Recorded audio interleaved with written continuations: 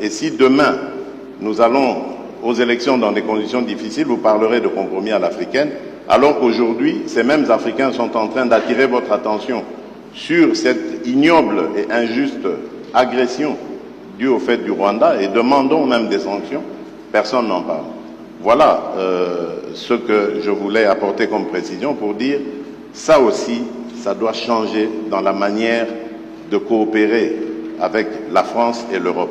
Regardez-nous autrement, en nous respectant, en nous considérant comme de vrais partenaires, et non pas toujours avec un regard paternaliste, avec l'idée de toujours savoir ce qu'il faut pour nous, et non pas pour...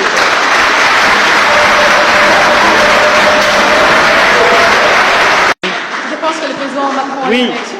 malgré les vivas, si le président Tshisekedi m'y autorise, je voudrais apporter un commentaire au commentaire. Je m'explique.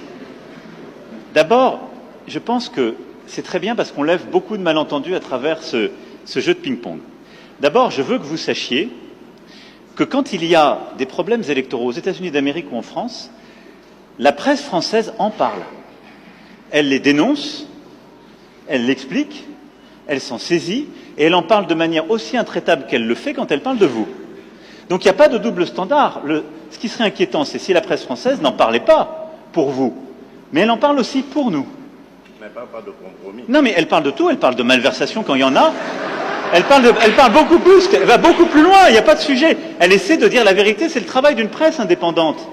Et donc, il ne faut pas être choqué que la presse, quand elle a écho, quand elle entend des oppositions qui disent qu'il y a des problèmes, vous pose la question.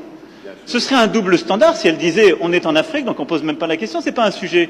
Non, elle pose la question, mais elle le fait aussi chez nous. Chez nous. Et il se trouve que chez nous, quand il y a des malversations politiques, je ne voudrais pas que des malentendus s'installent, y compris quand on fait référence au président Chirac, il y a des procès qui sont faits. Et les gens sont condamnés, parce qu'il y a une justice indépendante. Donc il y a une presse indépendante et une justice indépendante. Ça crée une démocratie qui est parfois vibrante. Alors je ne dis pas que c'est... on se fait attaquer, mais c'est très bien. Ça permet des alternances démocratiques et ça permet de bâtir par cette maïotique une vérité. Ça, c'est la première chose. Ne croyez pas qu'il y a un double standard, ça n'est pas vrai. Ne croyez pas que ce soit de l'irrespect, ça n'est pas vrai, parce que les journalistes français, européens ou américains posent les mêmes questions à leurs dirigeants chez eux. La deuxième chose, et ça me permet d'insister, parce que le président a parlé de la France en répondant à la question. Quand un ou une journaliste française pose une question, ça n'est pas le gouvernement de la France. Et c'est bien comme ça. Mais il ne faut pas tout confondre. Non, parce que non, mais c'est pas une position de la France. Je faisais allusion. Parce qu'il n'y a pas de, il y en a eu. Je faisais allusion au propos de Le Drian. Lui, il est officiel français. Oui, mais le compromis à l'africaine, c'est Le Drian, c'est pas la journaliste. C'est exact, mais ce compromis. Mais cette formule, président, on sait d'où elle est sortie et on sait le contexte électoral. Non, mais on sait le contexte. Et il n'y avait pas de caractère de mépris dans la formule de Jean-Yves Le Drian. À Nairobi, d'ailleurs, grâce à toi, on a pu s'expliquer avec lui.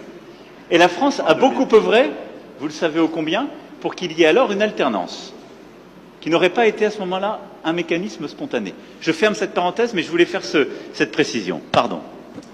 Merci, très bel échange.